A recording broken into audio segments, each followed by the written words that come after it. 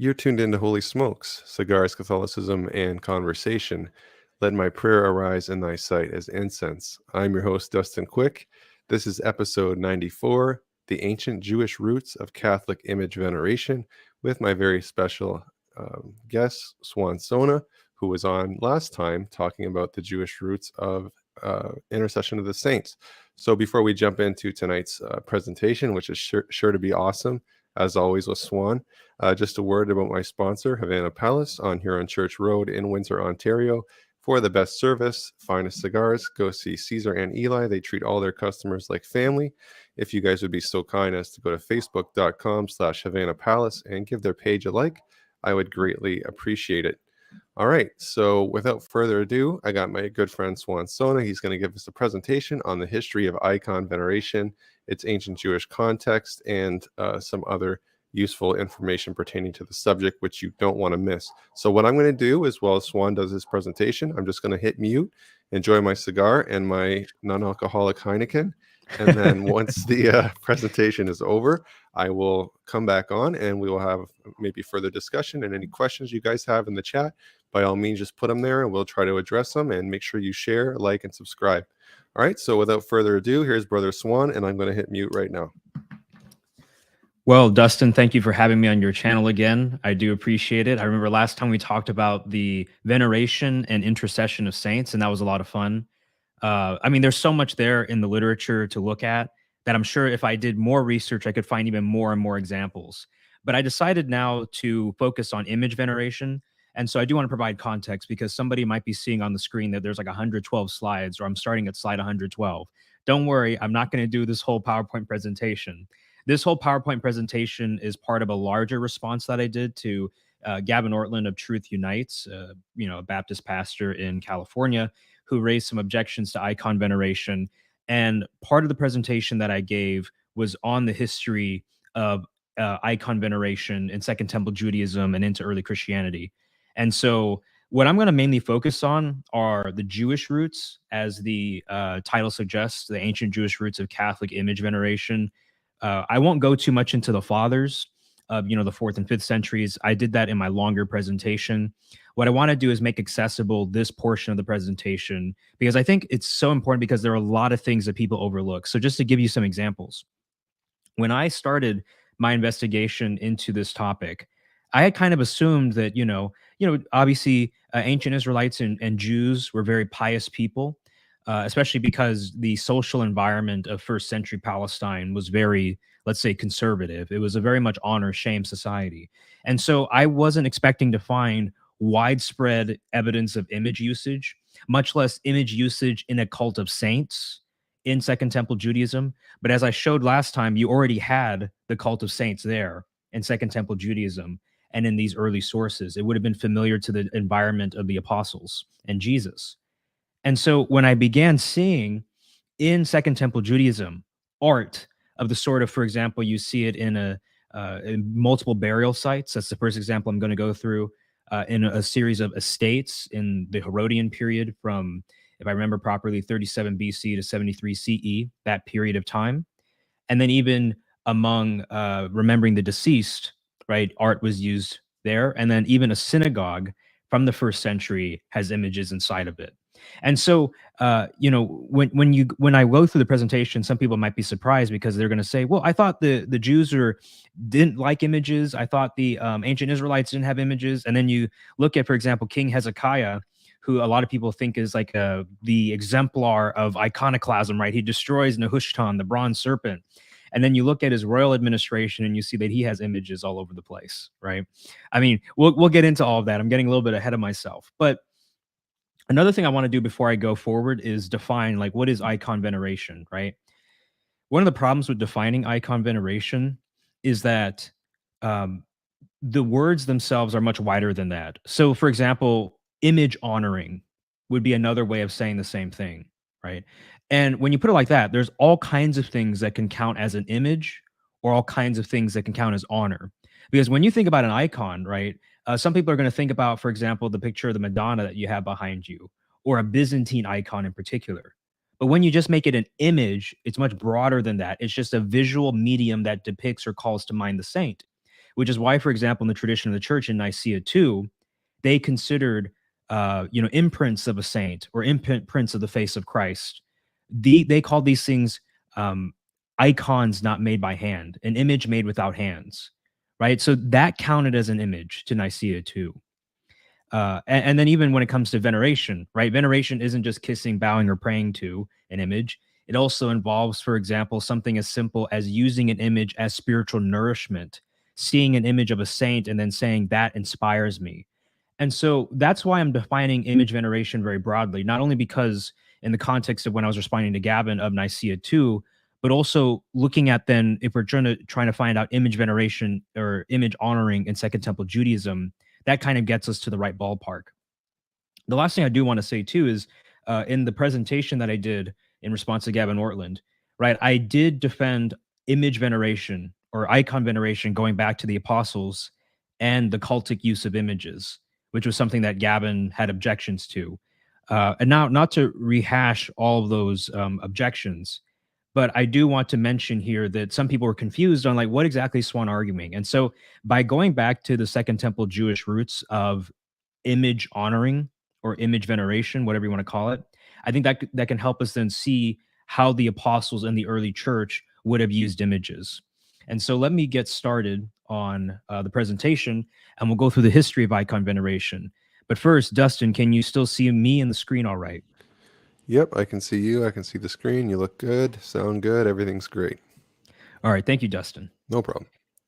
So, just to give you an example of art from the Second Temple period, we have here the Beit Sha'arim necropolis, and here you have someone's tomb, and on the tomb is an image of two lions devouring a bull. This is from the 3rd century BCE, and I got that source from Robin M. Jensen's book From Idols to Icons, where she details in great detail just the history of scholarship on this issue. And she points out that, you know, a lot of people historically have thought that we're not going to find images like this during the centuries leading up to Jesus or during the time of Jesus, because the assumption was something like, you know, based on what the second commandment says, the ancient Israelites were so iconophobic that they would have only had images of, let's say, the Ark of the Covenant, right, the angels that are there, or the temple, and that's it, right? And the idea that, for example, they would be okay with images is a pagan imposition.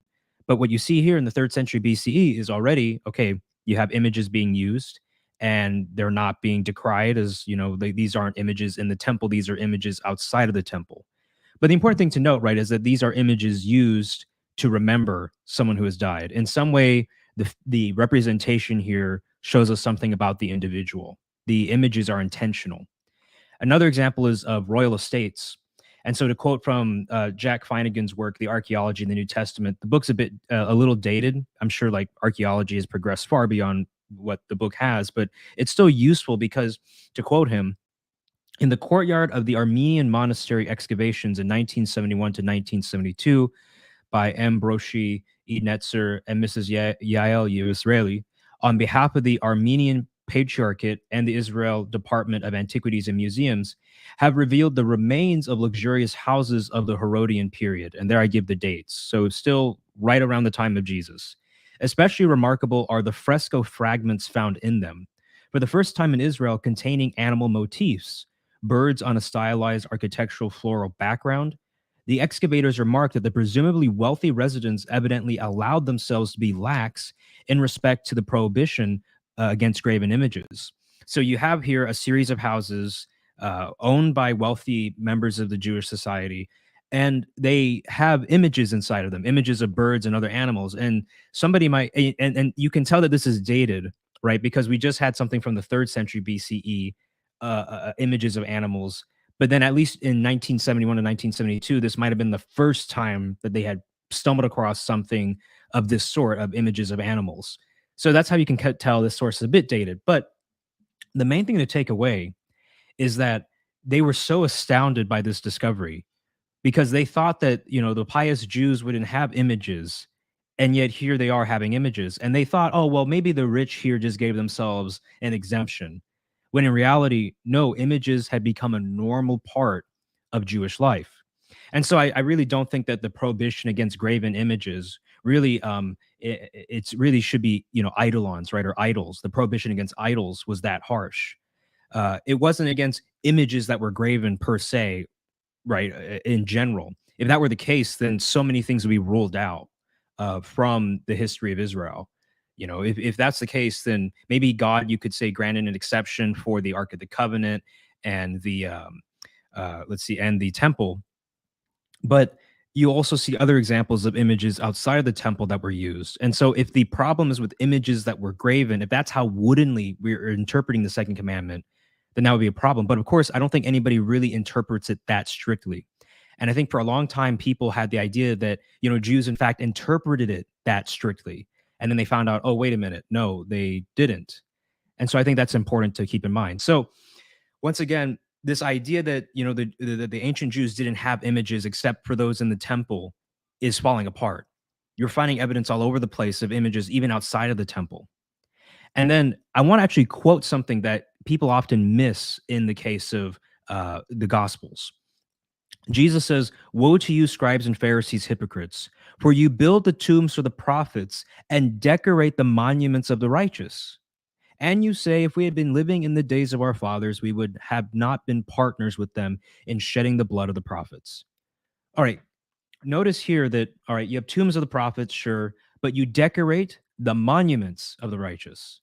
So there's artwork that's being used here, not only of the monuments of the righteous themselves, but also the decoration of those monuments. So the Pharisees actually did a kind of artwork in order to honor the righteous, to honor the saints. And so when I looked into, for example, W.D. Davies and Dale Allison's commentary on the Gospel of Matthew, volume 3, page 304, they say the following: "Our sources tell us about several well-known tombs and elaborate monuments. First Maccabees 13:27-30. These are memorials built over tombs by Simon Maccabee for his family. And then Josephus describes the tomb of David, and then that tomb of David is referenced in Acts 2:29. Philip the Tetrarch's tomb is mentioned. Queen Helena of Adabine's pyramid is mentioned. Adiabenes, I hope I pronounced that right. And then even in the War of the Jews, Josephus mentions tombs of fine marble and exquisite workmanship belonging to Abraham and his kin, or rather, these tombs were for Abraham and his kin.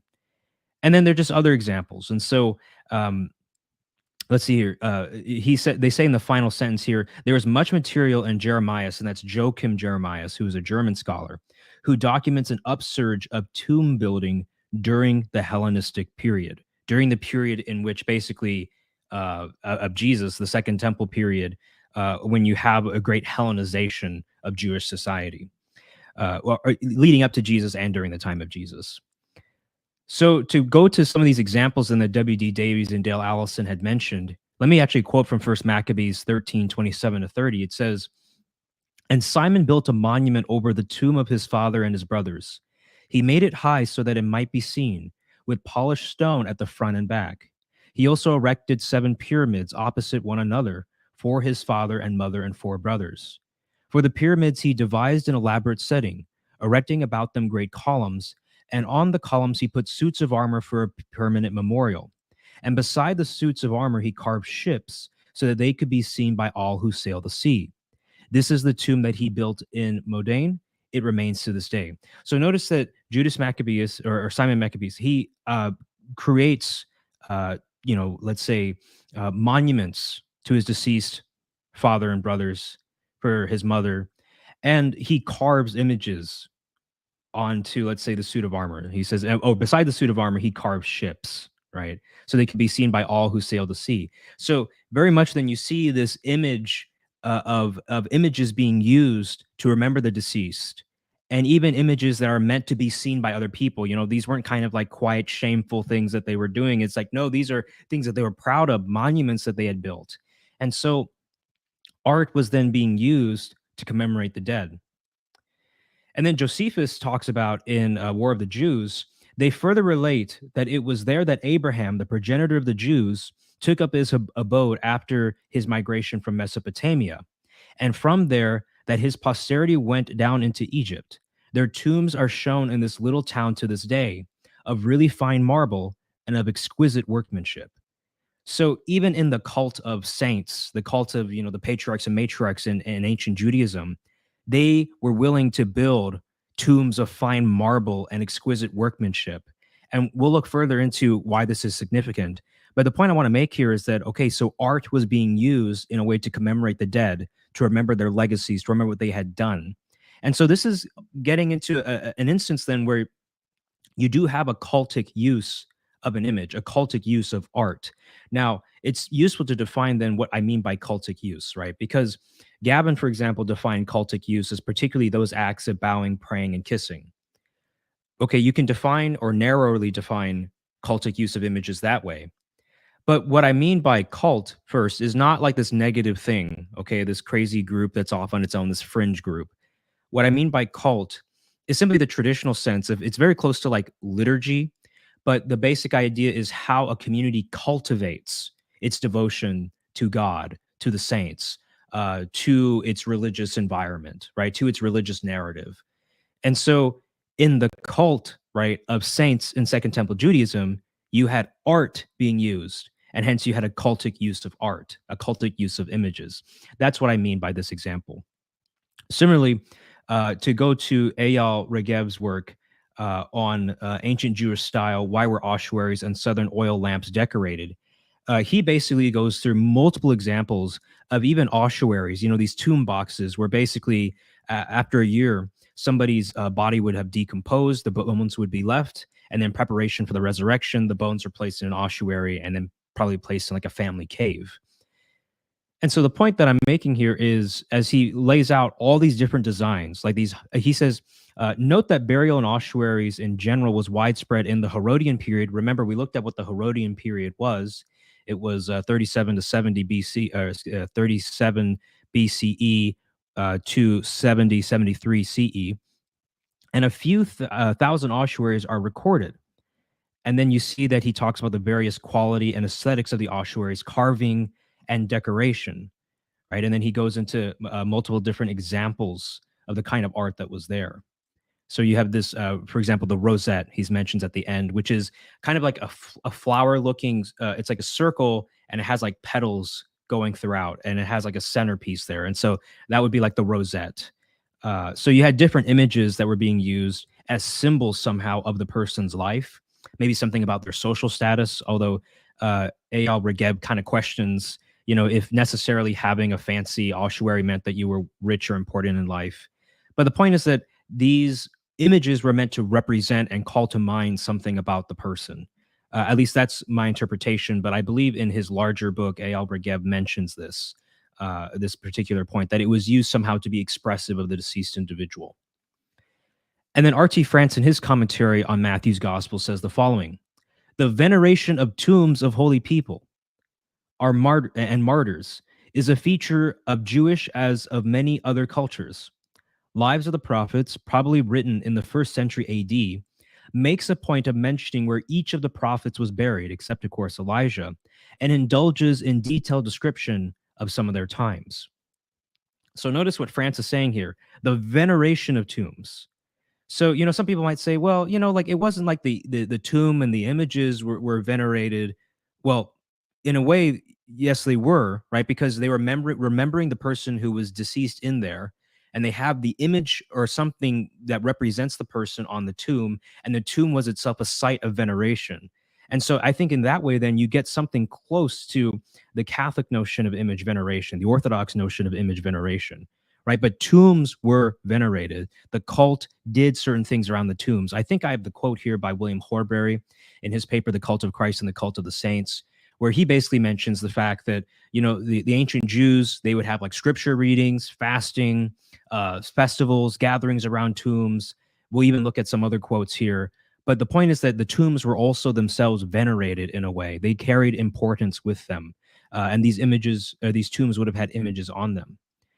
Similarly, going forward here, France goes on to say, Josephus in War of the Jews speaks of the visiting of the tombs of the patriarchs in Hebron, right? Visiting their tombs and their magnificence.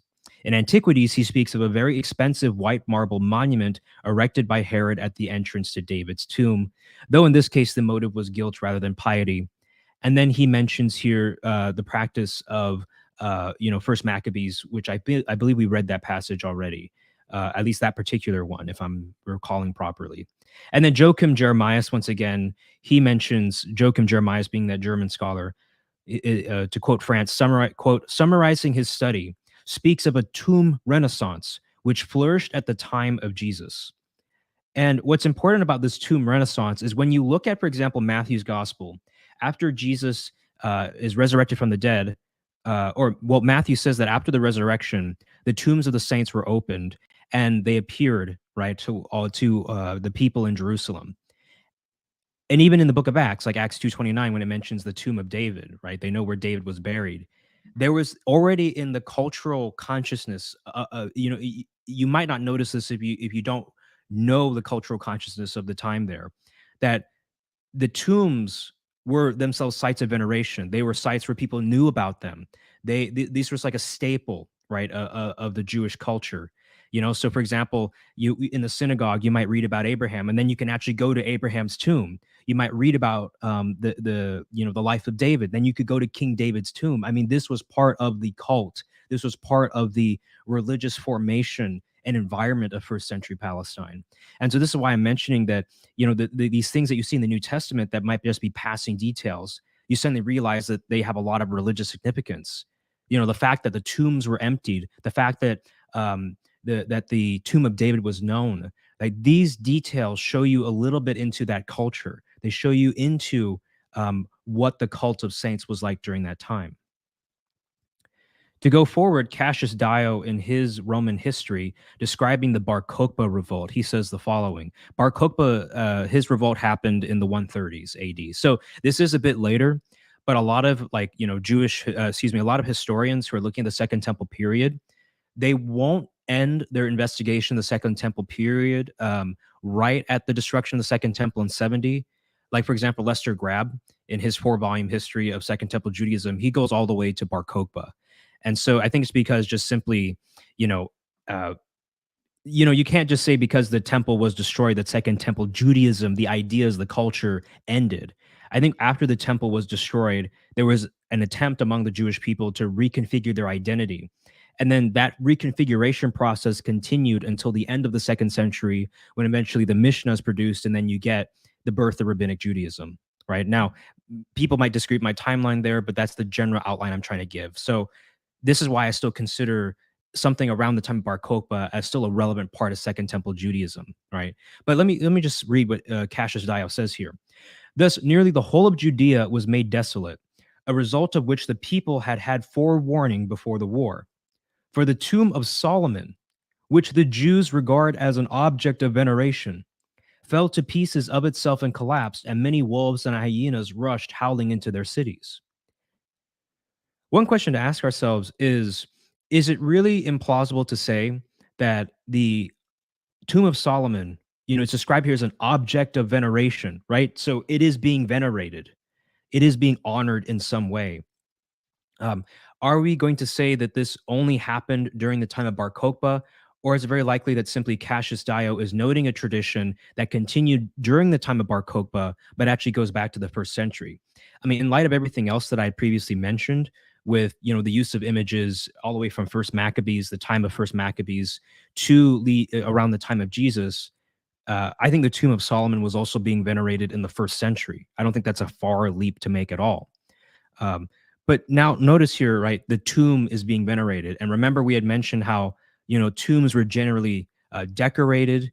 That was one way in which you could show veneration, as Jesus had talked about with the Pharisees. You would build monuments. You would do exquisite craftsmanship, right? So you would carve images, maybe like how Simon Maccabee had carved an image of a ship. So the point I'm making here is that, okay, you have then here in the 2nd century, early 2nd century, Jews who were venerating the tomb of Solomon, who were venerating something that was probably, full of or decorated with images of some sort, right? So, okay, we're going, I think, a little bit closer then to the idea that, one, in early Christianity, the idea of images being used in the cult would not have been seen as weird, not even weird by their Jewish brothers and sisters. That you could use images and artwork to remember the dead, and to also use it to celebrate their memory. That also wouldn't have been weird. And so I think this idea that, and Robin M. Jensen in her book From Idols to Icons, she mentions how a lot of recent scholarship is correcting a lot of past scholarship that tried to use some of the early Christian, let's say, cautions against pagan images, how these earlier scholars had tried to use those arguments from early Christians to say that early Christians were opposed to all images. And they're saying, wait, no, you can't say that. And I think one important reason why, this is now me inserting my commentary, is because the Jews themselves weren't, let's say, aniconic in the sense that they totally didn't have images at all. Images were part of the cult already. They were part of normal life. And in fact, so much so that we were able to actually find a synagogue pre-70, right? In Magdala. Remember Mary Magdalene, Mary of Magdala. Maybe she had gone to this synagogue as a young girl. We don't know, but it's from the first century and it's filled with images. And so you have here, different carvings, graven images, I suppose, if one could say it that way, of the rosette on the bottom right there. That image has the rosette, the kind of wheel looking thing. And I think on the top too, there would be another rosette. You have images of the menorah. The menorah was a very famous image that you could find on many ossuaries. It's in the necropolis that I had previously mentioned, where that image of the bull being eaten by the two lions in the 3rd century BCE was located, where I had mentioned that. And then you have images of other things like a column of some pottery there, right? But look, images were in synagogues. Or at least we can say that images were in this particular synagogue. And I don't think it's a far stretch to say that maybe they were in others. Although, you need to be cautious there because we need to have that evidence. I mean, one possibility is that, for example, some of the synagogues, I remember reading this somewhere, like around Nazareth and where Jesus lived, a lot of them just look blank. And one question that some people have is, what if like the paint or something had gone away over time in history? Whereas if to use like craftsmanship like this, you have to be very careful. You have to be very intricate. Whereas you could just maybe use some cheap paint, maybe draw something and that's it, or paint something. But here, like, I think the reason why we still have the images here is because they were precisely carved, right? And that can at least maybe last to some extent the test of time and erosion. Whereas paint, could probably go off in just even a few decades, right? If you have a house, you probably are familiar with this. So going forward then, or rather going backwards, we looked at the Second Temple period. We saw that art was used in the cult of the saints. We saw that the tombs that probably had images on them were also venerated and treated as objects of honor, right? Let's go back to the Old Testament and just see how much further can we look into seeing the use of images in the cult, the use of human artwork. And so one interesting point that came up in Gavin Ortland's kind of objections to icon veneration was Joshua chapter 7, verse 6, because some people had used this as an argument for image veneration, because basically Joshua is defeated at Ai. And it says, quote, "Then Joshua tore his clothes and fell to the ground on his face before the ark of the Lord until the evening, both he and the elders of Israel, and they put dust on their heads." And so some people will say, well, this is a piece of evidence then for, the veneration of the ark, right? And, I think that's interesting. That might get the ball going somewhere.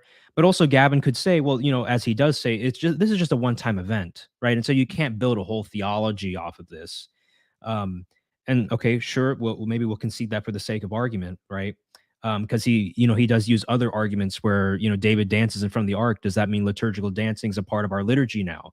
Okay, so maybe just having one-off events that are unique events, okay, well, maybe we'll put that to the side.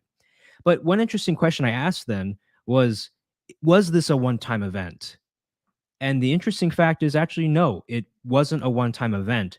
The practice of praying toward the ark did continue, although it changed once the temple was built. All right, and this is important. Jerusalem and the temple eventually become symbols of the divine presence to which people prayed. Let me repeat that. People prayed to Jerusalem and to the temple. And then I would even add they bowed to the temple and did these other things that would fall under Gavin's definition of a cultic use of an image, right, in the Old Testament. Now we can go into a little bit of the nuances there, because some people might say, well, okay, fine, the temple is one thing, but image veneration is another thing. Sure, we can talk about that. But I do want to say that, in other words, the cult of God included praying to the temple, bowing to the temple, and bowing to Jerusalem.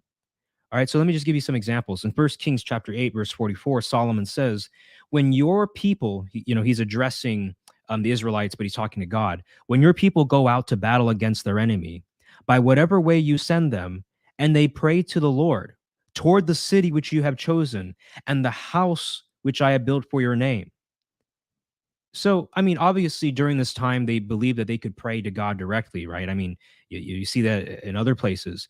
But Solomon, in particular, was now making a kind of cultic restriction or a cultic rule that, okay, if you want to pray towards God, right, and especially in the context of, and once again, a military struggle, pray toward the city, toward the temple, toward the house. Similarly, he says, if they return to you with all their heart and with all their soul in the land of their enemies who have taken them captive, and pray to you toward their land which you have given to their fathers, the city which you have chosen, and the house which I have built for your name. All right. So people prayed towards the temple to pray to God. Second Chronicles 6:34, once again, when your people go out to battle against their enemies, by whatever way you send them, they pray to you toward this city which you have chosen and the house which I have built for your name. In Daniel 6:10, we also see Daniel continue this tradition of praying, right, towards Jerusalem, praying towards the temple, because it says in Daniel 6:10, now when Daniel learned that the document was signed, the document that condemned him under the king, he entered his house, and in his roof chamber he had windows open toward Jerusalem. And he continued kneeling on his knees 3 times a day, praying and offering praise before his God, just as he had been previously doing. Similarly, in the Psalms, Psalm 5:7-8, it says, but I, through the abundance of your steadfast love, will enter your house.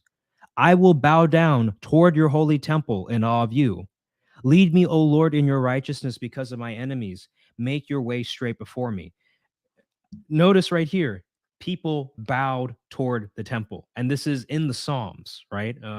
So when you look at this evidence, I think it shows you that, okay, you have to acknowledge that that this wasn't a one-off event of praying towards the ark. Eventually, the ark is transported into the temple, and then the temple itself, right, becomes the dwelling place of God in ancient Israel.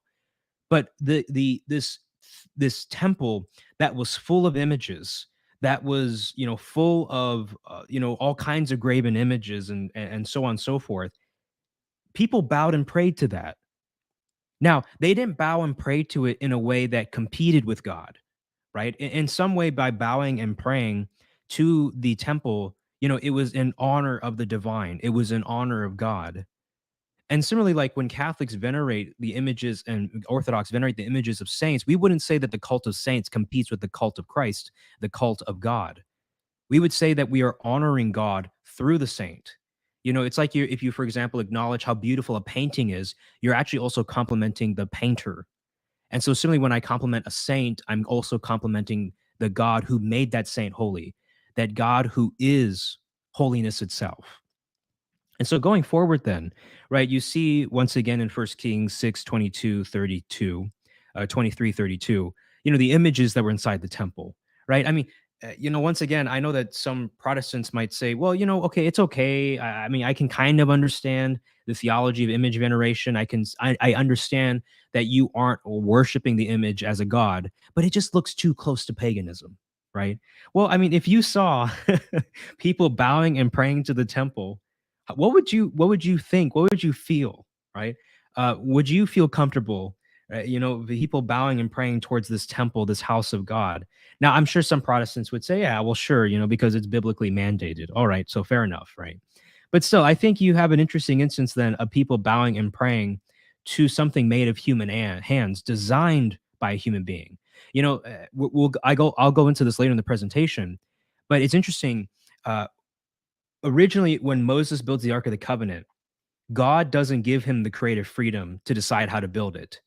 But when the monarchy is established and God has found his king, the king who's after his heart, David, God then allows David to design the temple, and he gives that design to his son Solomon, right?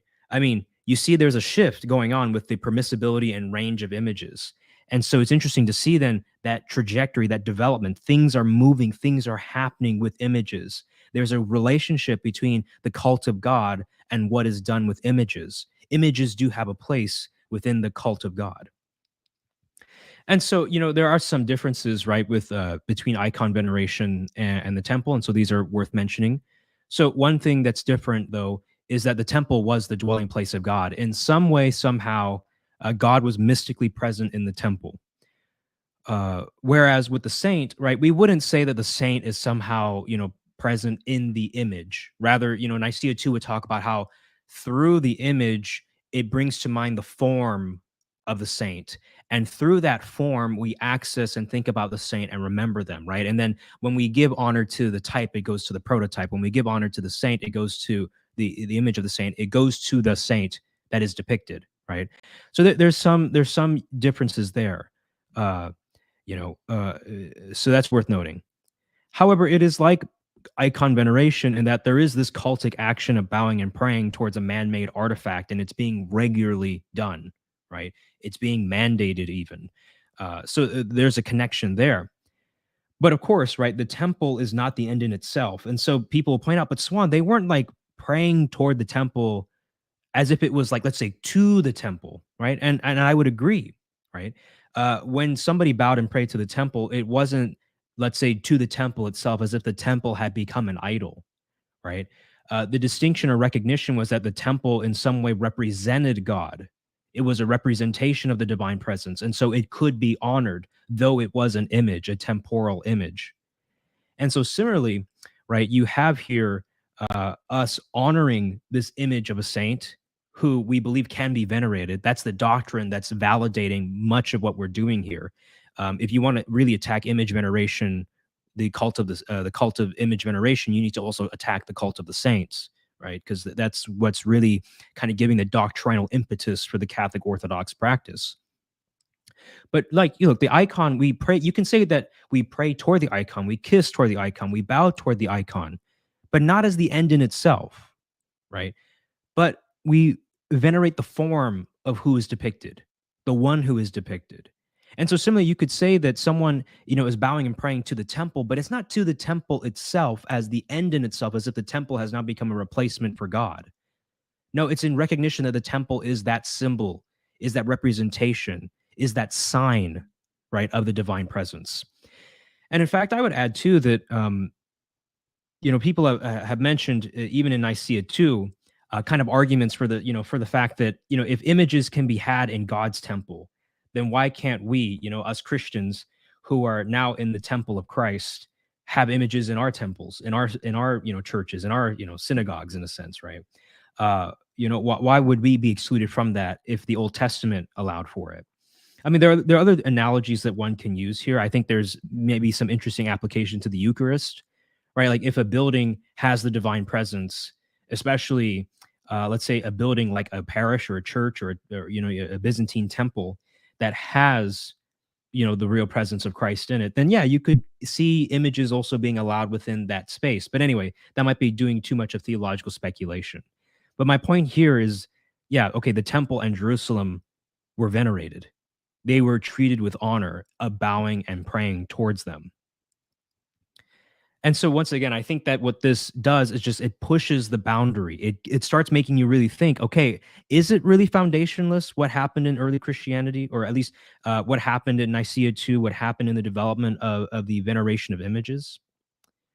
And so similarly, somebody might say, okay, Swan, these are all interesting examples, but they're just interesting examples in the Old Testament. You can't start extrapolating beyond that context. For fine, I'll totally concede with you that people bowed and prayed to the temple and that the temple was full of images. Sure, but look, that's just in that context, right? But I think it's worth thinking about, okay, why was there this change towards images? Because could you imagine, right? Like think about like the golden calf, right? Under Moses.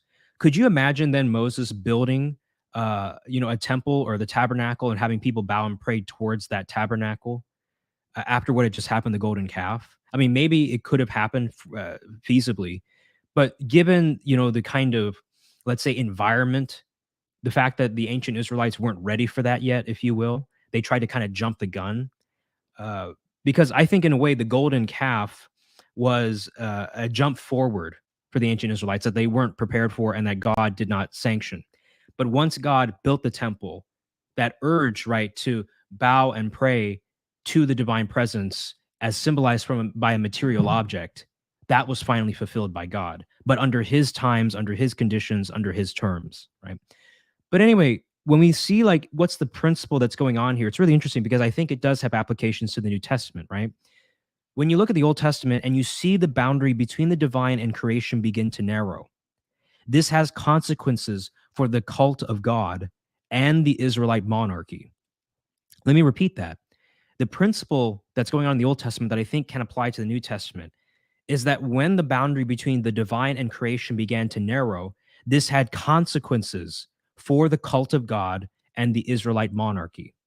So let me just kind of give you a brief history here, right? So in Deuteronomy 17:14-20, Moses prophesies that the Israelites will have kings and he gives instructions. And then you eventually see that one of the, great kings that would be in this line that Moses had prophesied about was King David. And what happens to King David? Well, in First Chronicles 29:20, David said to all the assembly, "Now bless the Lord your God." And all the assembly blessed the Lord, the God of their fathers, and bowed down and paid homage to the Lord and the king.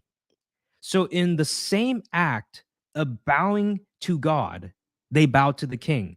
Now, I know a lot of Protestant friends of mine who would feel very uncomfortable with this, right? Because they would talk about things like, I remember somebody posted the other day, never follow a system that exalts man. I mean, this is pretty exalted for a man, King David, right? In the same act of bowing to God, they bow to the king. Now, my friend Brianna Elise Jansky, she pointed out that you need to have a distinction between veneration and worship here, or else the king is literally being worshipped as God, and that's a big no-no. You can't do that till Jesus, the final king, comes, right? But here, King David was not God incarnate in quite the same way as our Lord Jesus Christ, right? But this is kind of prefiguring what is to come, right? But you do need that veneration worship distinction here, or else you get into really hot water. But the point that I want to emphasize is that, okay, you start seeing that once again, could you imagine this happening during the time of Moses? Like, could somebody, well, I mean, there is actually evidence of deification even in the story of the Exodus with Moses. But anyway, my point is that there are things that are moving, there are things that are changing, right? And we want to know, what is the explanation for this? What's the underlying principle? Because now we see the king being worshipped alongside, or being venerated, alongside God. Okay, that's something to think about. And then one of my favorite examples here is Psalm 45:1. One of my professors, Shia Cohen, he mentions in one of his lectures online that he doesn't know what to do with this passage, right? But he sees that it's being addressed to the king. Now, some people want to say the king here is God, right? And you'll see why they want to say that, but it's probably addressing the Israelite monarch. And, I think there are other scholars, if not a consensus, who would defend that interpretation. Because here's what it says: "My heart is moved with a good theme. I address my verses to the king." Now, here it's capitalized, and I wouldn't do that necessarily. Maybe there's a reason why this was done. But, because usually you capitalize anything that refers to God in some sense, right? But the one being addressed is the Israelite monarch. And it says, "Your throne, God, is forever and ever." Wait, who was just called God? The king. "The scepter of your kingdom is a scepter of justice. You have loved righteousness and hated wickedness. Therefore, God, your God, has anointed you with the oil of joy above your companions." So, who was anointed to become the king? It was obviously the Israelite monarch. Uh, it was the Israelite monarch, and so, God here, at least, therefore God, that has to refer to the king. Then your God, that is the one true God, has anointed you. So my point that I'm making here is that simply over time, in the cult of the Israelite monarch, in the cult of the king, in the cult of God, the two started coming together to the point where even the king could be referred to as God, where the king could be worshiped alongside God in some sense.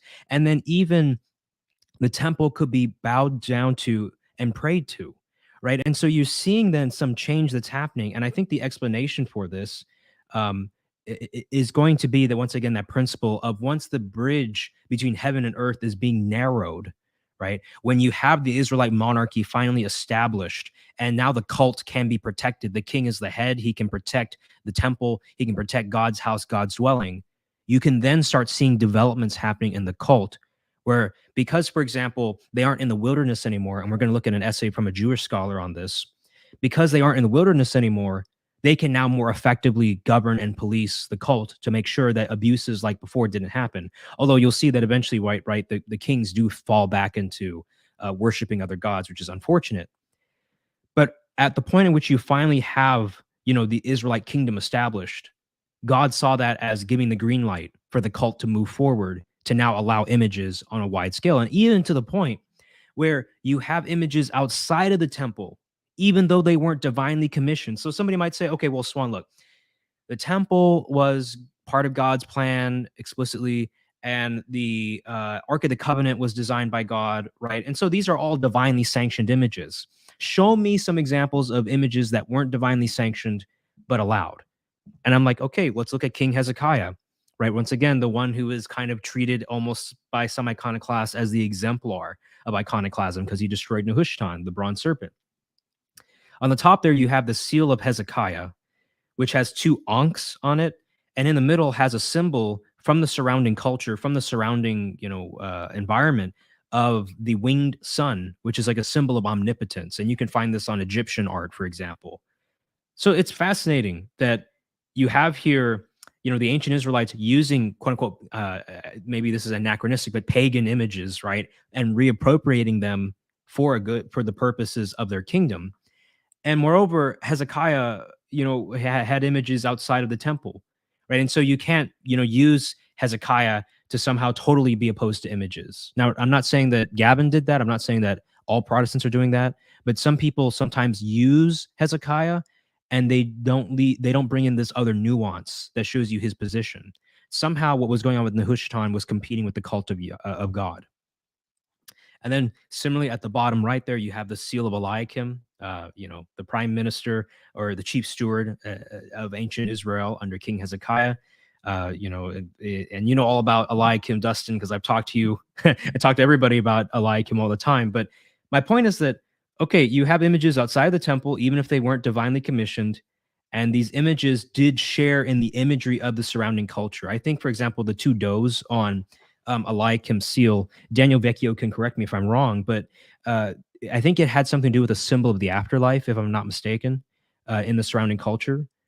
But the bottom line here is that, okay, you do have images outside the temple. They do incorporate the images of the surrounding culture, but reappropriate them. And these images weren't divinely directly commissioned. But what it shows you is that after King David and Solomon, the policy around images changed in ancient Israel.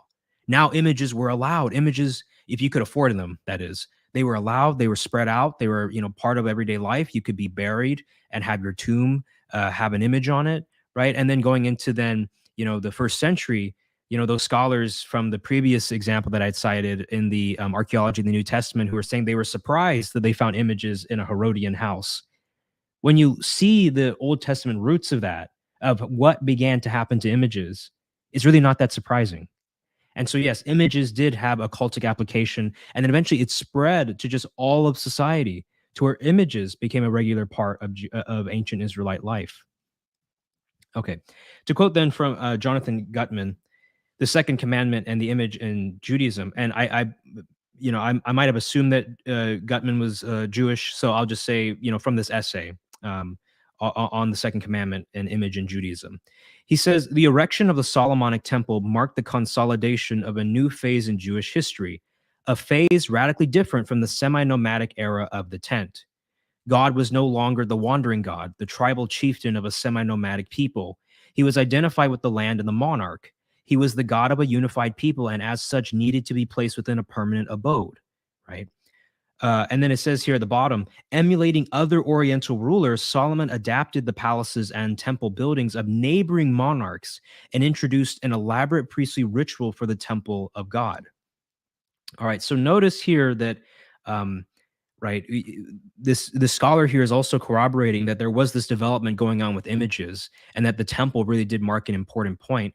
And that even other, surrounding monarchies had built houses and temples for their gods. Okay, so even if somebody says, "Oh, well, the Catholic use of images looks kind of pagan," well, I mean, the Old Testament also had inspiration from their surrounding cultures, but in a way, if this might be a little anachronistic, but baptized it to have a good function within the monarchy, within the cult. Right. And so once again, as I said before, when heaven and earth started to come closer together and there was a secure kingdom, the cult could be protected by the king. Because remember, the king was the head of religion. A lot of people think that the high priest was, and in some way, yes, the high priest was very important, but it was really the king who owned the temple, who managed the temple. It was the temple that was his legacy. That's very important to remember. And so then, you could now bow and pray towards the temple because it has the divine presence, and because now the kingdom was secured, and because there were developments going on in the cult of images. And so, you know, I mentioned before how, with Moses, he could only make images that God expressly commanded. And then eventually you get to the point where Joshua could pray before the ark without scandal. Then David designs the temple himself, and then people are now bowing and praying towards the temple without scandal. Things are moving along gradually. And so I use this image here to kind of convey, what's going on, right? So, eventually you see the kind of the portion that's growing, that's meant to convey like the fence around images, and the fence was getting wider, more things were being allowed. Before, you see with images that when they were in the desert, the only things that you were allowed to have were only those things expressly commanded by God and according to his instructions. So the Ark of the Covenant, the tabernacle. And then eventually, once you're in the promised land, you can pray before the Ark of the Covenant. You're getting closer to God's plan. You're getting closer to narrowing heaven and earth. God is dwelling with you in that ark. And then eventually, over time, once you have the kingdom secured and you have the promised land as yours, you can design the temple yourself, but with divine permission.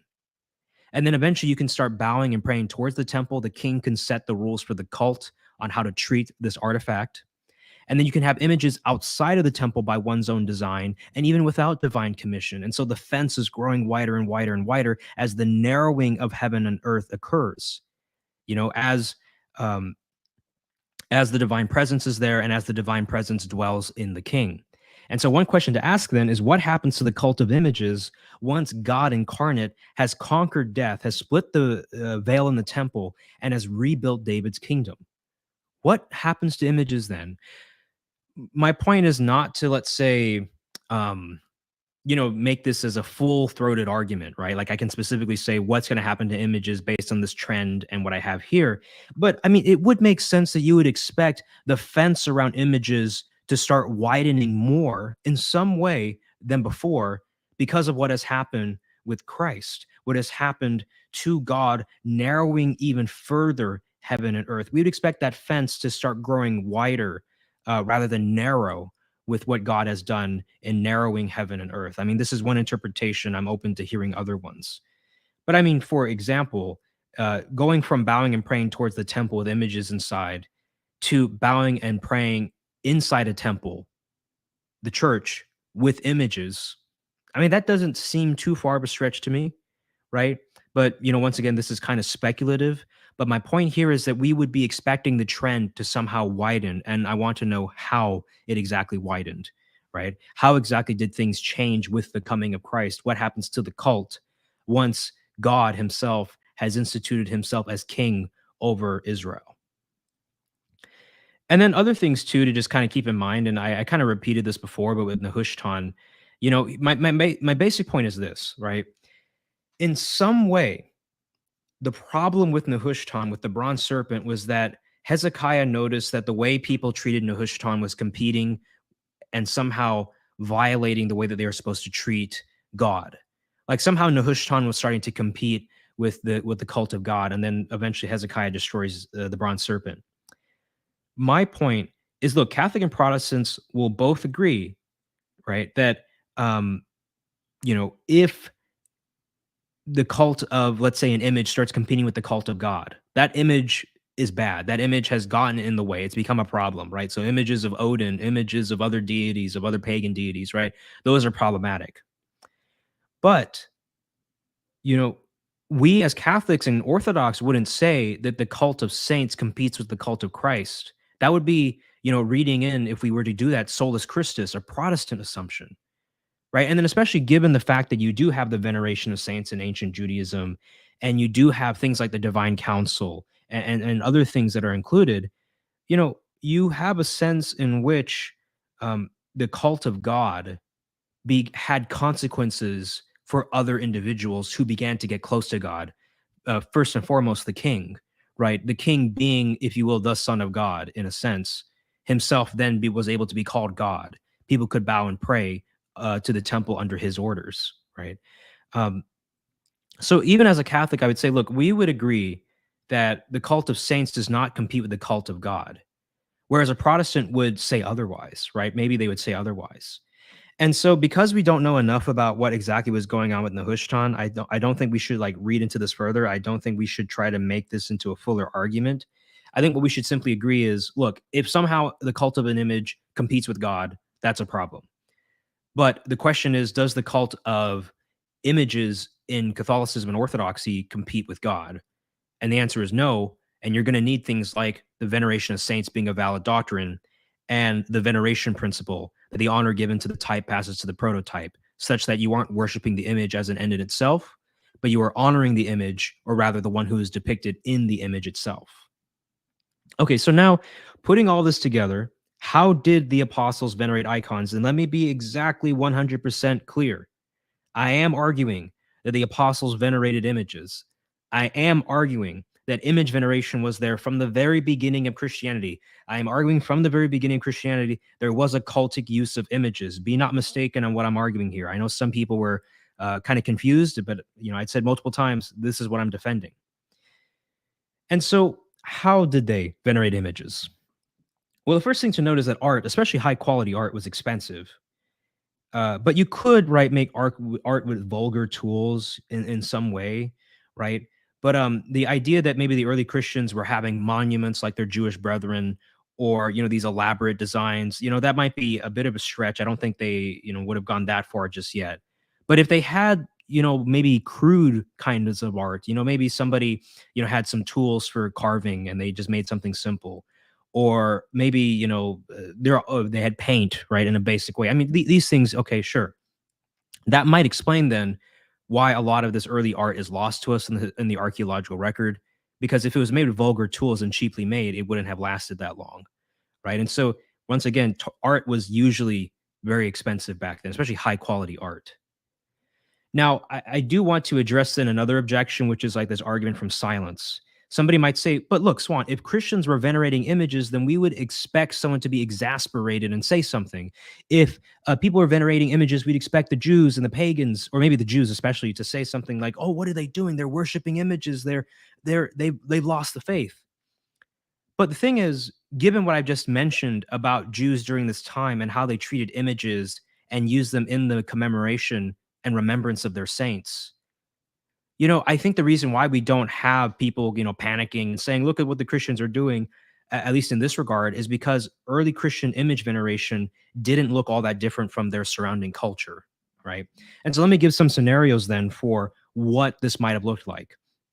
Now, I want to make clear that I'm saying, I think that these are probably true. I think that something like image veneration definitely happened during the time of the apostles.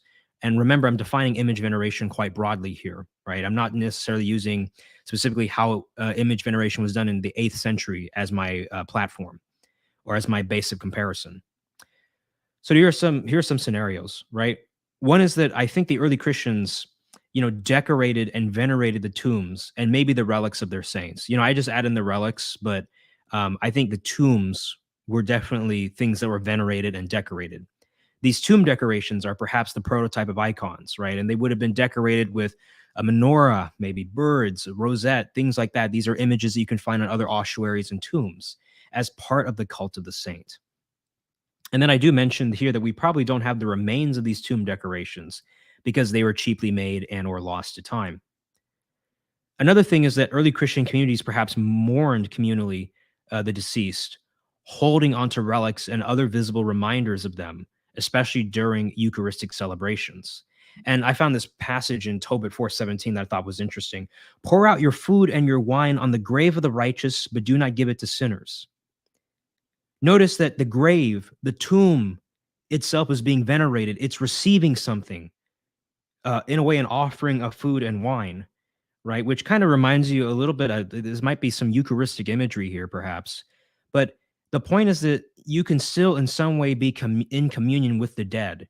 You can still be with them, and you can use, you can venerate that tomb. You can do things to the grave as a way to show your solidarity, to show your devotion to that particular saint, an appreciation of that saint's life.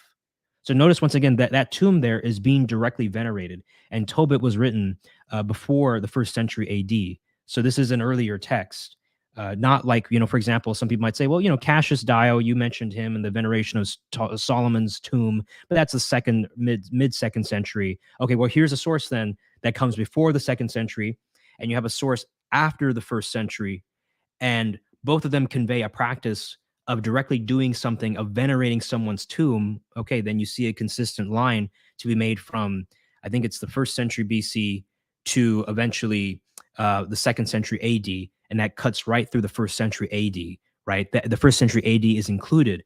There's a consistent tradition that's passed on that makes it from point A to point B. Similarly, it's important to note that early Christians reinterpreted pagan images for Christian purposes, with some images, like the Good Shepherd, gaining widespread traction in the cult. So to quote from Laura Nasrallah in her book, Christian Responses to Roman Art and Architecture, she says the following, quote, "It is also clear that Christians from the very start used commonly available images and applied their own meanings to them. According to Clement, that is of Alexandria, the same Clement who talks about rotting away with your idols, a signet ring picturing a ship properly understood can be a Christian symbol." And similarly, Jesus himself in Matthew 22:21 and Mark 12:17, remember that famous passage of, the coin of Caesar, and Jesus saying, "Render unto Caesar what belongs to Caesar, render unto God what belongs to God." Jesus took a pagan image and made a valid theological point out of it. The one on whose image is impressed, that person owes honor to the prototype of the image. And I would even mention here too that the Council of Nicaea too mentions in the book of Hebrews the example of, I believe it was, if I can remember, Joseph honoring his sons by leaning on the, or was it Jacob leaning on the staff of Joseph and honoring his sons in that way? I think that's the right. Jacob honoring his sons by venerating in some way the staff of Joseph. Now, in the Hebrew, from what I recall, and please check this. From what I call in the Hebrew, it just says that he leaned right on the cane or on the staff. It doesn't get more specific than that. But the Septuagint, I think, does directly make it more clear that it was the staff itself that was in some way honored directly, and through honoring that staff, the sons were honored as well. Joseph was honored as well, I think, if I recall that properly. Now, so there's a situation in Hebrews. I'm mentioning the Septuagint because that event does happen in the book of Genesis, and you have to go back and look at the Greek Old Testament and the Hebrew Old Testament to compare. But that's my point by mentioning the book of Hebrews. There's another example too of, for example, in the book of Hebrews, it talks about how Christ is the exact representation of God. That sounds remarkably similar to Basil the Great and Athanasius's defense in the 4th and 5th centuries, around that time period, when there was dealing with the Arian heresy. That sounds remarkably close to Athanasius and Basil's use of the veneration principle to defend the worship of God the Son, because they were saying that just as, for example, when you honor the image of an emperor, you don't have two emperors, one who's the living emperor, one who's the emperor depicted. It's one emperor, but one that is, let's say, the living emperor, one that is the emperor depicted. And the point was that if you honor the emperor who is depicted, you honor the saint, the emperor who is living. Similarly, if you honor God the Son, who is the exact representation of God, the living Father, the living God, then the honor given to God the Son, who is the image, the exact representation of God the Father, also goes to God the Father. And it's not two gods, it's one God. And so I think, and this is something I didn't say in the presentation explicitly, but I'm going to say it now explicitly here. No, I think Basil the Great and Athanasius, when they use that veneration principle to defend the worship of God the Son, they were relying upon something that was apostolic. They're right there in the book of Hebrews, right? So I think there's actually there's a solid basis for the veneration principle and the argument used therein. I do go into some other things in the presentation, like what is a valid doctrinal development. But I think for right now, what I'll do, Dustin, is just end the presentation here, because I basically said my piece. And yeah, so I'm interested in just what questions people have. What I hope that my presentation has done is shown that, one, images do have a place, even in the time of the apostles and early Judaism, that they weren't just, later pagan accretions, but they were there already, that even the veneration of saints and the cult of saints was there. And that I think there is much more biblical evidence that, images were used in Christianity and part of it from the very beginning. And so we can go on from there to other questions that people might have, but that's my presentation. Well, thank you, brother. That was absolutely phenomenal. Thank you so much. Very enlightening indeed. I think your presentation and points were so thorough that, in fact, I don't see any questions. So that just shows you what an amazing job you did by the grace of God. Glory to the Holy Trinity for you and for your work. It's absolutely amazing. And I mean, like you said, the cult of the saints and image veneration go together. So the last presentation that we did and this one go hand in hand. Right. So it's funny because sometimes, you look at the world of the apostles in the New Testament, you just think aniconic. Mm-hmm. And it just kind of explodes and starts exploding in the 4th century AD. Images just start cropping up. But no, this worldview would have been familiar to the apostles. This would have been their milieu. Decorating the tombs of the martyrs and visiting them and probably saying prayers. It's all there. The seeds are all there. And it's funny for somebody to criticize Nicaea too and talk about doctrinal development when it comes to image. You show the same pattern existed within ancient Judaism, from the nomadic tribe sort of setting to the temple, and how things kind of shifted with the building of the temple. So there's a development there, just as there was in Christianity. So you can't have one without the other. So that's an interesting point that I don't think gets a lot of traction and attention, that there's a development of images within the ancient Jewish context as well, not just the Christian. Mm-hmm. And when you were talking about the passage, First Chronicles, what was it, 29:20? Yeah. Mm-hmm. The King James actually says they worship God and the King. Mm-hmm. So he used the term worship. And so I thought that was interesting. But it just goes to show you, and you mentioned Psalm 45, how Solomon is called God, which, interestingly enough, that psalm also addresses the Queen Mother. So it's like you have sort of the typological reference to the king, being the Son of God, also being called God, and the Queen Mother at his right hand. So you have that there, right there in the scriptures, buried, waiting to be unpacked with the incarnation, and having the Gevurah and the new Davidic kingdom alongside the king, who is called God and the Son of God. So you have that typological reference there as well. Very interesting. So yeah, what I did want to ask you is, what do you think? And I don't recall anyone else asking you this to date. So I just wanted to get your thoughts on it. But okay, so let's say I buy a statue or I buy an icon, and I go to a priest or a bishop to get it blessed. Mm-hmm. So what do you think the significance, if any, does having an image blessed having to do with the ability to have it venerated? Like what sort of changes or shifts? Is there anything that you could say to that? What's really funny or awesome about this question, I say funny because when I was a Dominican, one of the brothers, he was doing his master's thesis on this very question, on when you bless an image or bless a relic or something, or you bless, an object, what does that do? theologically, philosophically, whatever. He was going into all the details there. Right. And I don't know if I don't think I got the finalized version of his thesis, but he said something along the lines of what it does is it lifts up that object to divine providence. So Mm. therefore it's almost like you're consecrating that image and you're saying, God, use this image for your glory. You're very consciously giving it to the Lord. And then God, might, let's say, I mean, I don't want to say what the divine's going to do or not do, right?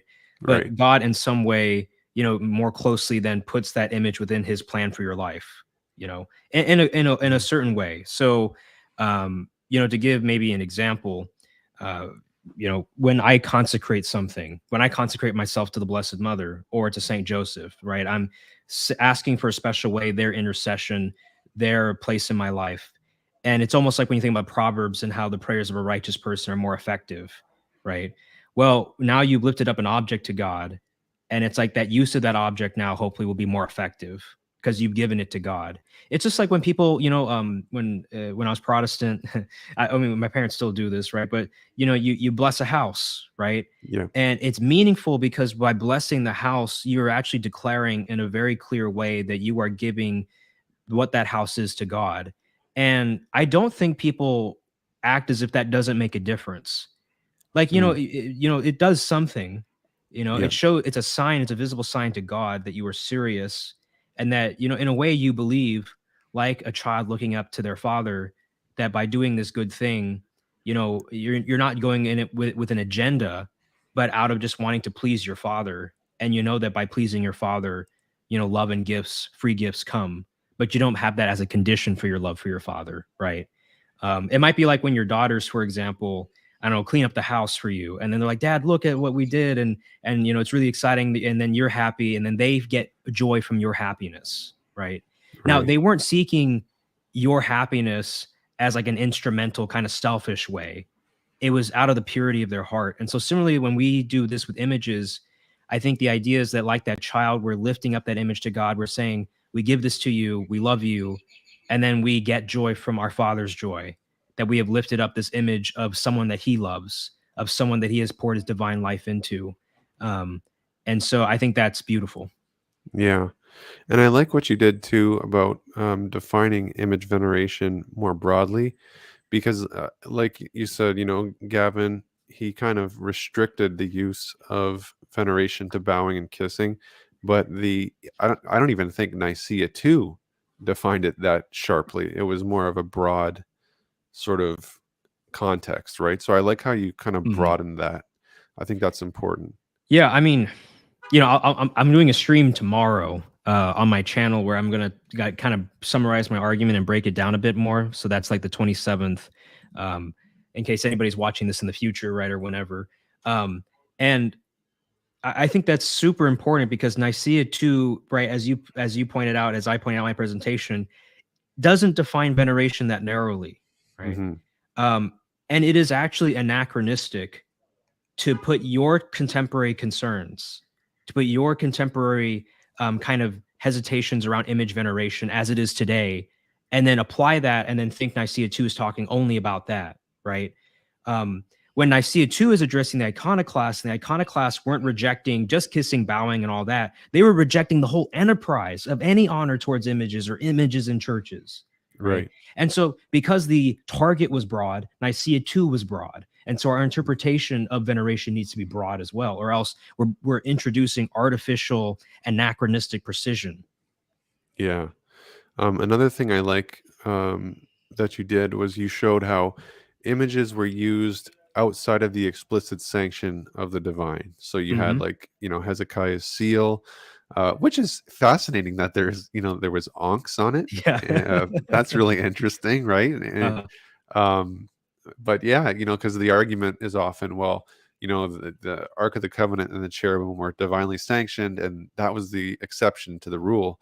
But I think, what's important to keep in mind is that the second commandment, graven image is synonymous with pagan idol or a god of a nation or a demon, because the pagans around the Israelites, like in Mesopotamia, for example, when they consecrated an image, there's that word, they would do a ritual, and then they thought through that ritual, the God they were petitioning would actually indwell the image. So we don't believe as Catholics and Orthodox that the saint or Christ or the Blessed Mother is in the actual image, Right. like a pagan would have done. Yeah, and even some of the sources that Gavin cited, they directly respond to pagans who believe that sort of thing. Right. I think it was Arnobius who was the specific source, right? And the point is that, for development to Nicaea II, you don't need just positive endorsements of images. You also do need the barrier around what is idolatry, what isn't idolatry to be made. And so I would even say people like Arnobius are relevant and part of the development from the apostles to Nicaea too. Now, the development, in my opinion, is not between no images to all of a sudden having images to all of a sudden, no, it's not like that. Images and their use in the cult of saints, their recognition that they were venerable and sacred, that was there from the very beginning, right? What happens over time is that the ways in which images are venerated expands, right? So the underlying principle that's true, right? The doctrine that grounds the cultic practice is the veneration of saints, because we can venerate saints. And what allows us to venerate saints through their images is the veneration principle. The honor given to the type passes to the prototype, right?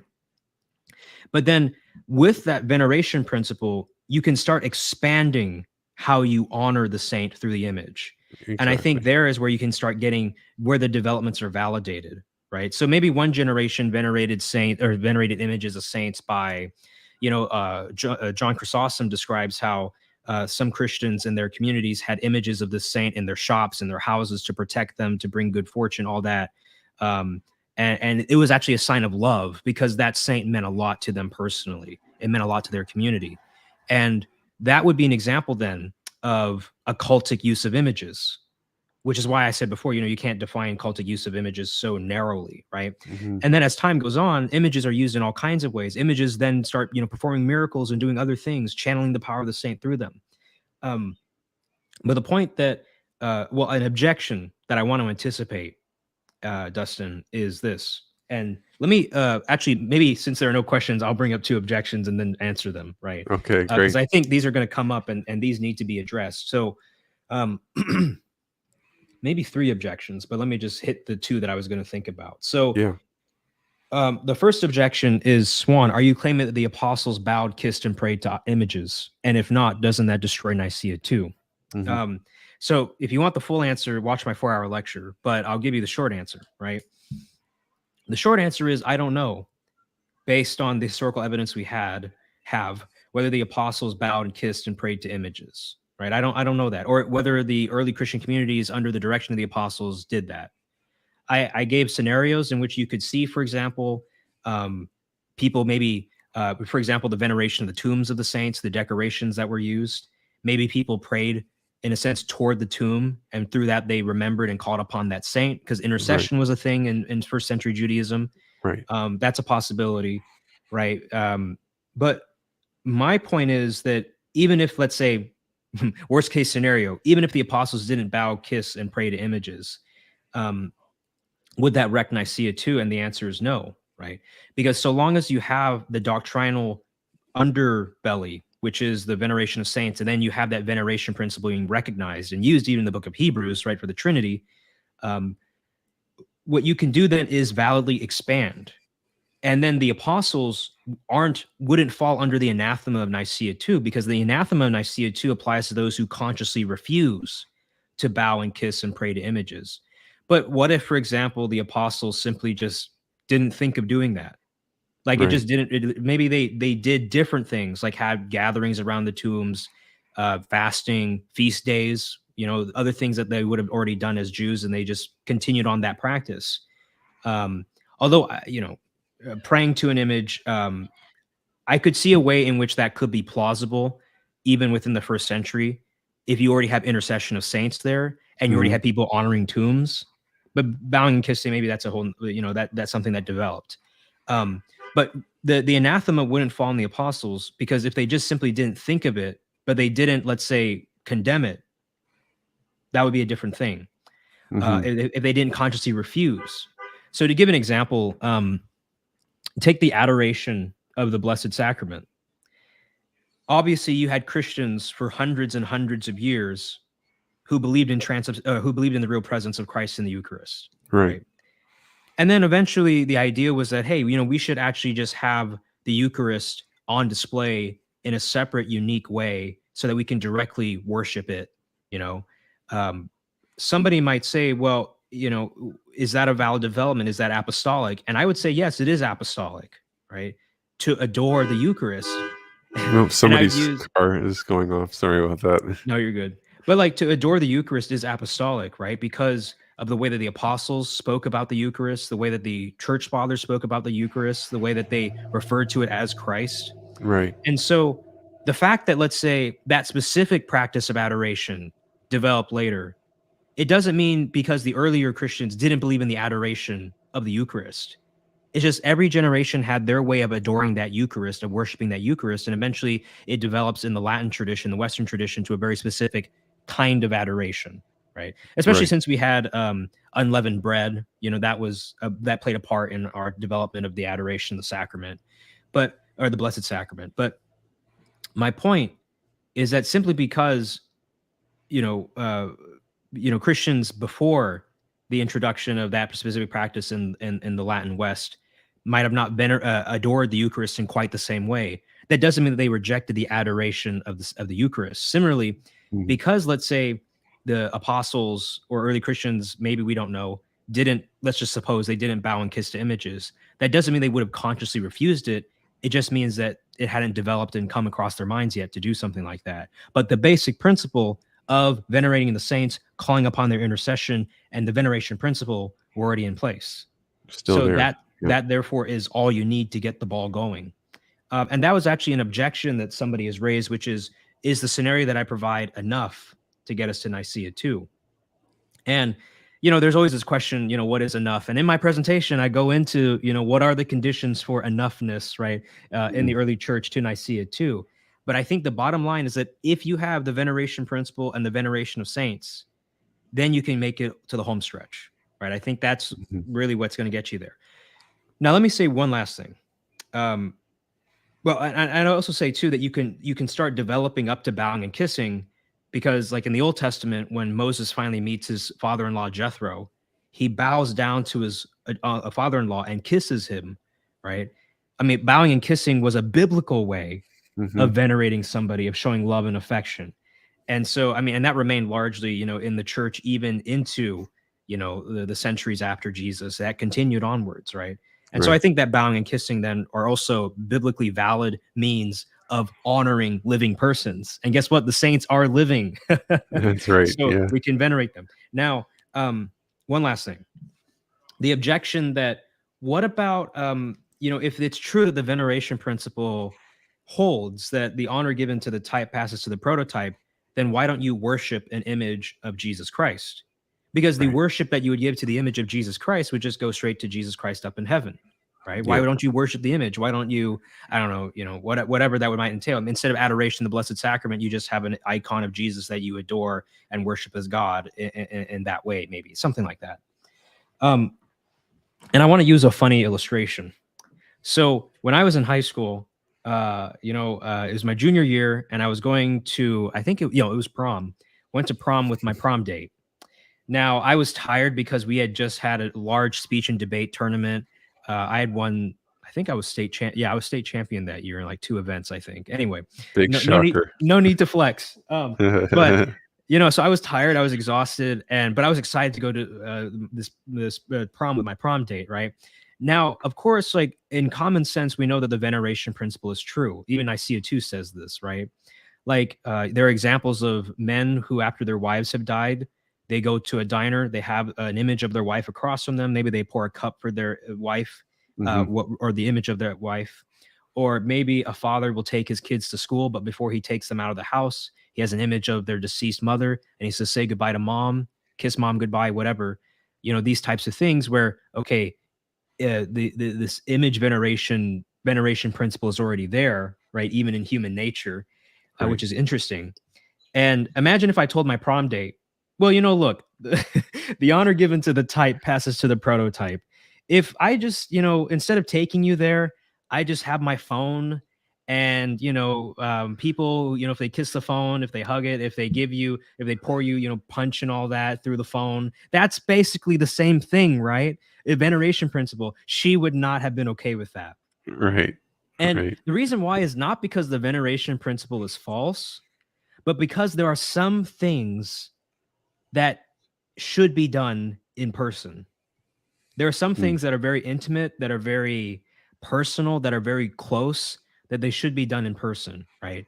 And something like worship of God, that needs to be done, with the divine presence there in the Eucharist. That needs to be done in a very unique and solemn way. And so I think that's why the veneration principle doesn't apply to now we can worship the image of Jesus because it's just as good as worshiping Jesus. That would be like me trying to tell my prom date, oh, if I just bring an image of you, or if I just bring, you on a phone, on a FaceTime, that's good enough, right? Because it's like, no, right. like something like that needs to be done differently in a higher, unique way. And precisely because the Mass and divine liturgy are that higher and unique way. They are distinctly what we consider worship. It is the ultimate sacrifice of giving God to God, right, on our behalf. That, then makes sense of why we worship Christ in a unique way, even if the veneration principle is true and we don't worship his image as if, that is God, right? So Right. I think that's a kind of maybe helpful way of untangling that objection. Yeah, I would say so. And at least you got to go to prom. So you want to be there too. Didn't happen for me. But Oh, it's funny because when you look at saint and image veneration, it's like the veneration principle of the intercession of the saints and veneration of the saints. That's the substance, if you will. The accidents change. right. So Yes. the accident would be, let's say, the media through which the saint is venerated. So at first you might have, let's say, well, you do have, and we know we have this with the immediate successors of the apostles, the veneration of relics. The martyrdom of Polycarp mentions collecting Polycarp's bones and showing them great reverence. And you Mhm. had, the martyrs' bones underneath altars in the catacombs and cemeteries, and Eucharistic liturgies were held over top of altars that had martyrs' bones, a practice we still do today. So that the initial medium might have been the veneration of relics, and then it eventually transfers to icons, but the principle is the same. Mhm. So the Right. the substance remains, but the accidents might change, but that doesn't change the substantial principle or truth. Right. If I could use an example, really quick, for what you said about substance and accidents is like spot on. It's brilliant. It's the same thing that I've thought about. I worried though that would anybody understand if I use that example? But like let's say that we have a building, and the instructions say you can color it any color, right? And let's say for 40 years we've colored that building red, and then all of a sudden someone comes along and says, you know what, I think pink's going to look a lot better, and they color it pink. Mhm. And then someone complains, "Oh, you've changed. You've radically departed from what we've done before." And it's like, well, no, the underlying principle was that we could color it any color. And the fact that I've changed how it outwardly appears, it's still a color. It's still consistent with the basic rule that's there. I just did a different, let's say, instantiation or version or manifestation of the basic rule. Right. And so, I mean, I think that's the important thing there. Uh, there was something else I was going to mention, but I think it's left my mind. But that's just kind of maybe some helpful things to make sense of what's going on. Absolutely. And yeah, the principle being you can change the color, but the building is still the same. It's still the same building. Hmm. As well, right? So I think we've covered a lot of great ground here. What a fantastic presentation, Swan! Thank you so much for your time. It's always a pleasure to have you on. I love talking about the ancient Jewish roots of our faith with you. And whenever I'm going to do an episode, you're always my go-to guy. So thanks for making yourself available on a Friday night, giving me an hour and a half of your time, which is very precious. I'm sure you're very busy, so thank you very much. I'm very indebted to you, very grateful. I'm very grateful for the work that you do. Guys, make sure you subscribe to Swan's channel, which is Intellectual Catholicism. Very, very good stuff. And make sure, if you can carve out the time, I had to do this over a week, but it was well worth it. Watch Swan's 4-hour presentation on the history of icon veneration and its development on reason and theology. And did you post the video on your own channel as well? Yeah, it's on my channel. I cut out the kind of break in the middle. It was like 20 minutes long. Right. And right. what else did I do? Oh, and I added an ad for a Byzantine church that I'm helping. Oh, fantastic. Well, guys, I hope you enjoyed this as much as me. Please make sure to like, comment, share, and subscribe. Make this video spread just like we did with the last one. Very important topic. It needs to, the Jewish roots of our faith need to be explored, it's a great treasure trove that needs to be brought out into the open for all to see, Catholics and non-Catholics alike, dispel a lot of maybe misconceptions that people might have, and shed light on important history that is often ignored or just people are, ignorant of. So very important work that we're doing here. Please make sure you share it. So this was episode 94 of Holy Smokes, Cigars, Catholicism, and Conversation.